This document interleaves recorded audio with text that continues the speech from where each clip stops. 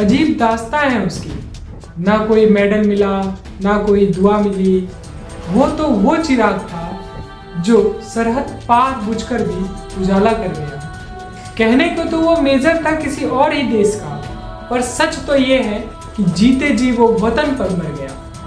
क्या आप एक ऐसे इंसान की कल्पना कर सकते हैं जो हर रोज दुश्मन की वर्दी को पहनता, उनके साथ खाना खाता, उन्हीं की भाषा को बोलता, लेकिन उसका दिल हर पल जय हिंद चिल्लाता?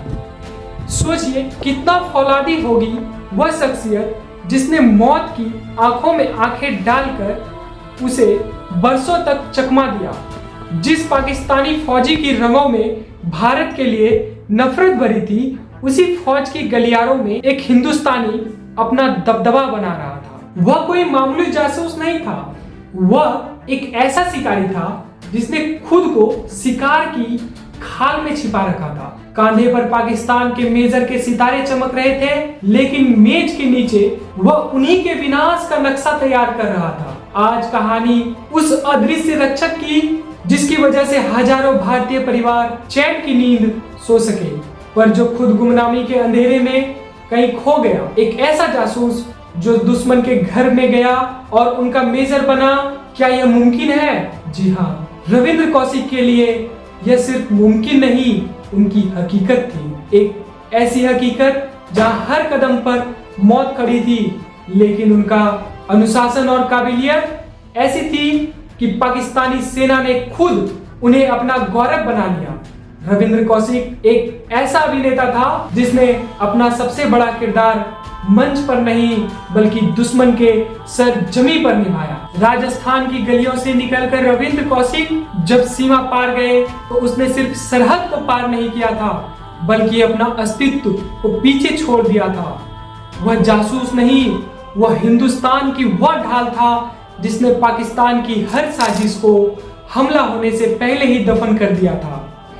उसकी एक एक खबर ने देश के 20,000 से ज्यादा जवानों और नागरिकों की सांसों की डोर टूटने से बचाई। वह दुश्मन की हर चाल को शतरंज के मोहरे की तरह नाकाम कर देता था और किसी को कानो कान खबर तक नहीं होती थी कि पाकिस्तान की वर्दी में असल में भारत का एक बेटा धड़क रहा है। इतनी अजीब कुर्बानी के बाद भी तकदीर की बेरुखी देखिए कि वह जासूस कभी हीरो नहीं बन पाया। जिस इंसान ने देश के लिए अपने माँ बाप, अपनी पहचान और अपना पूरा वजूद राख कर दिया, उसे ना तो कभी सीने पर एक मेडल नसीब हुआ और ना ही कंधे पर कोई सितारा।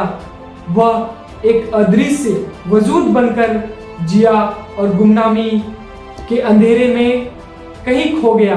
देश के खातिर उसने अपनी जवानी जेल की काल कोठरियों में गला दी, पर उसकी वीरता के किस्से कभी अखबारों की सुर्खियों में नहीं बना।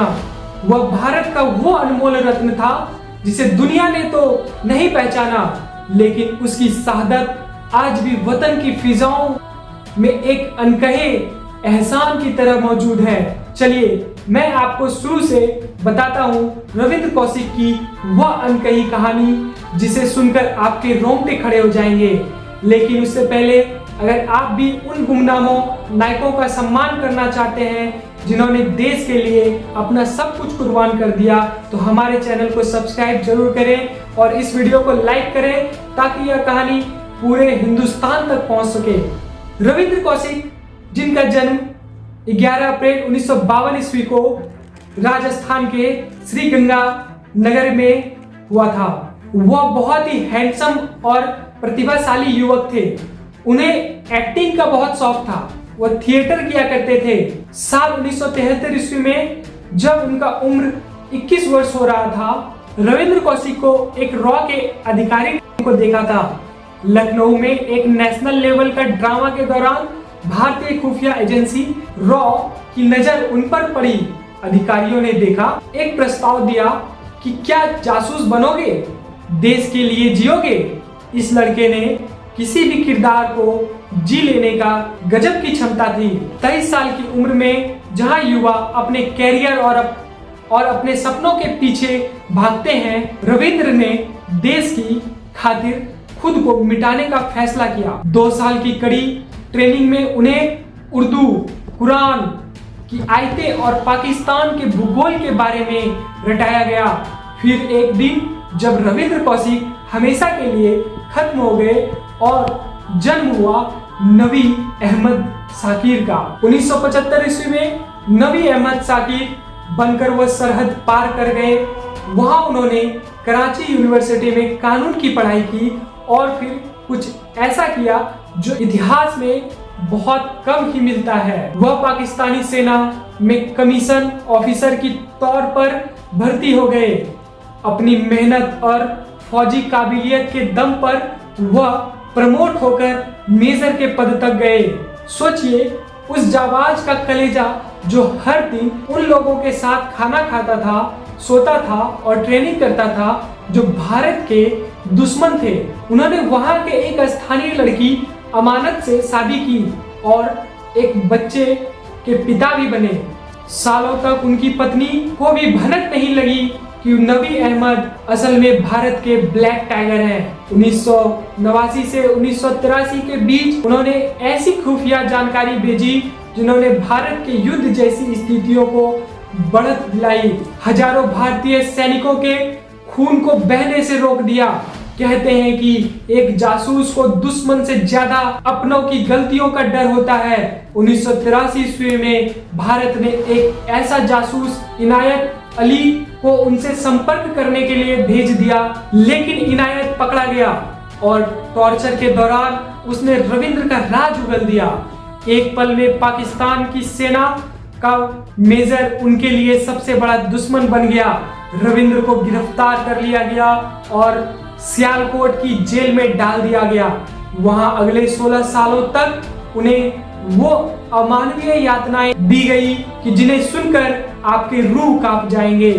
उन्हें भूखा रखा गया, पीटा गया, मानसिक रूप से तोड़ने की कोशिश की गई, लेकिन उस ब्लैक टाइगर ने अपनी आखिरी सांसों तक भारत का कोई राज दुश्मन के हाथों में नहीं लगने दिया। रविंद्र कौशिक ने वह किया जो कोई फिल्म स्टार या कोई नेता कभी नहीं कर सकता। उन्होंने अपनी जवानी, अपना परिवार, अपनी पहचान और अंत में अपनी जान सब कुछ उस मिट्टी के लिए न्यौछावर कर दिया जिसने उन्हें वीरगति के बाद भी पहचाना तक नहीं। लेकिन कड़वा सच तो यह है कि उनकी महान वीरता गुमनामी के अंधेरे में कहीं दफन रह गई। ब्लैक टाइगर की यह गाथा उस शख्स के सीने में धड़कनी चाहिए जो खुद को देशभक्त कहता है। यह कहानी हमें एक तरफ गर्व से भर देती है तो दूसरी तरफ एक गहरा अफसोस छोड़ देती है। अफसोस इस बात का है कि जिस इंसान ने हमारी खुशियों के लिए अपनी पूरी जिंदगी नर्क जैसी कालकोठरी में काट दी, हम उसे वह सम्मान, वह हक, वह पहचान नहीं दे पाए जिसका वह हकदार था। शायद इतिहास की बड़ी बड़ी किताबों में आपको उनका नाम ना मिले, लेकिन उनकी कुर्बानी वक्त के सीने में अमर हो चुकी है। आज हमें खुद से एक चुभता हुआ सवाल पूछना चाहिए, क्या हम रविंद्र कौशिक जैसे नागरिकों को कभी वो सम्मान दे पाएंगे जो हमने उनसे छीना है? शायद कभी नहीं, क्योंकि जासूसी में बेरहम दुनिया का दस्तूर ही यही है कि जहां जीत का सेहरा तो देश के सिर बनता है, लेकिन हार और गुमनामी सिर्फ जासूस के हिस्से में आती है। मगर दोस्तों, उनकी इस वीर गाथा को अपने जहन में जिंदा रखना और उनकी खामोश बहादुरी को सलाम करना हमारी तरफ से उन्हें सच्ची श्रद्धांजलि होगी। आज यह कहानी आप तक पहुंचाने का मेरा मकसद सिर्फ जानकारी देना नहीं, बल्कि उस ब्लैक टाइगर को आपके दिलों में जगह देना था। इस कहानी को यही मत रुकने दीजिए, इसे आगे बढ़ाइए, अपनों को बताइए, ताकि आने वाली पीढ़ियों को पता चले कि इस देश की मिट्टी में एक ऐसा भी शेर जन्मा था जिसने दुश्मन के घर जाकर जय हिंद को जिया था। रविंद्र कौशिक का ये एहसान जो हम कभी नहीं चुका पाएंगे, वो लौट कर न आया, बस अपनी याद छोड़ गया। वतन की लाज रखने को वे अपना वजूद तोड़ गया। न कफन मिला, न तिरंगा, न अपनों का कंधा नसीब हुआ। वो गुमनाम जाबाज खामोशी से मौत से रिश्ता जोड़ गया। दुनिया उसे नबी कहती रही, पर उसका दिल रवि सा जलता रहा। मिट्टी पर आई थी मगर वो हिंदुस्तान की खातिर हर पल मरता रहा, हर पल मरता रहा। जय हिंद, जय भारत, नमस्कार।